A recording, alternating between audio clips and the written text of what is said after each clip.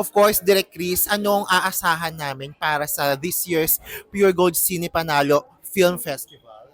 Nako, it's a really diverse selection of films mula sa mga student films na leveled up ang production. Marami tayong regional filmmakers, marami tayong LGBTQ narratives. And these are really well-made student films. And we have 8 full-length films.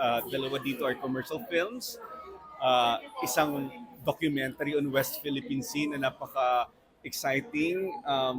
Grabe yung risk sa buhay ng mga cast, I mean ng mga ng crew nila direct Baby Ruth Villarama para lang magawa ang documentary na ito.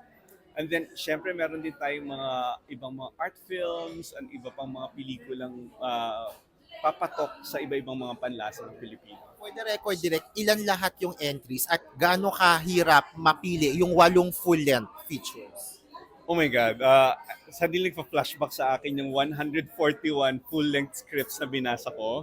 From 141, ang natira doon, 16 shortlisted, and then from 16, nag-cut kami into 8. Dapat actually 7 lang this year, pero we ended up having 10 really strong ones, pero last minute na, so naging 8, we added one more. Alam ko pahirap ng pahirap yun. It's going to be crazier next year kasi next year we plan natanggalin na muna ang theme. Magiging panalo sa galing lang next year. So kahit anong uri ng pelikula next year tatanggapin namin. The crazier, the better. The better, the better. Kailan to Direk? And saan natin mapapanood yung mga entries? Ang aming screening is going to be in Gateway Cineplex 18 sa Gateway Mall.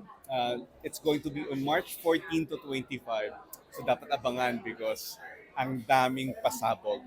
Mapapanood din nila yung mga lumang pelikula ng Cine Panalo kasi last year people were really not expecting anything and then ang daming nakamiss doon sa pelikula and then nagulat lang sila gaganda pala. But too late because hindi nila na-schedule.